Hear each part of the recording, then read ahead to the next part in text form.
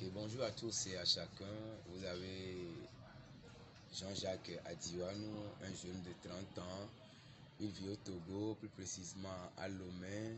Nous sommes dans la province Afo, Marie, Mère de Dieu. Il aimerait raconter un peu la manière dont il a vécu ce temps de pandémie dû au coronavirus. Alors au Togo, le gouvernement fermait les établissements scolaires et les lieux de culte le 20 mars passé. Et chose qui a été acceptée par tous, mais pour nous chrétiens plus précisément, parce qu'à l'approche de la fête de Pâques, l'église a été fermée. Comment faire pour vivre la Pâques? Comment célébrer la Pâques? Or on sait que la Pâques c'est la résurrection de Jésus-Christ d'entre les morts. C'était difficile pour nous tous, spécialement pour moi, c'était tellement difficile. Pourquoi? Parce que jamais je n'ai fêté la Pâque à la maison. Chaque Pâque que je fêtais était toujours dans l'église, surtout sur notre paroisse avec les initiations de part et d'autre. Mais la fermeture m'a permis de faire une expérience personnelle avec Jésus-Christ par l'intercession de sa mère, notre Sainte Vierge Marie. Alors, ça a été difficile pour moi, la fermeture de l'église. Pourquoi? Parce que je me dis non, là où je me sens mieux, là où je me sens à l'aise, c'est à l'église avec mes frères et mes sœurs d'un même Père qui est notre Dieu. Mais voilà qu'on nous refuse de nous raconter encore dû au coronavirus. Comment faire? Alors, il est de notre devoir que chacun vive personnellement ce temps chez lui, en famille, à la maison. Et à travers les réseaux sociaux, les formations se font, à travers les réseaux sociaux, les prières se font. Personnellement, j'ai vécu l'expérience de la neuvaine, de la Pentecôte, l'expérience du chemin de la croix en ligne avec les autres frères, les autres mouvements et associations.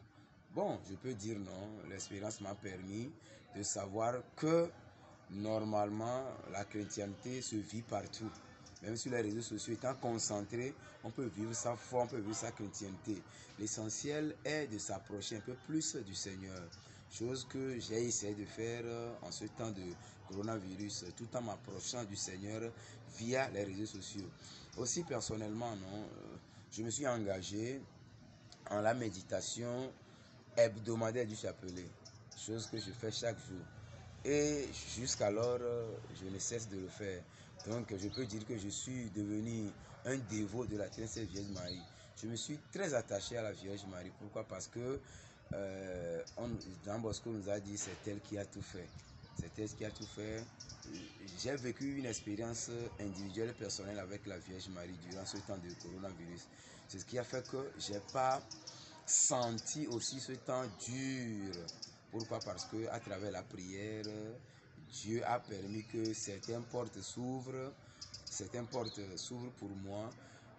Il a dit non, quand une porte physique se ferme pour nous, c'est d'autres spirituels qui s'ouvrent. Ce temps de pandémie, ce temps passé à la maison m'a permis de faire l'expérience de cette phrase.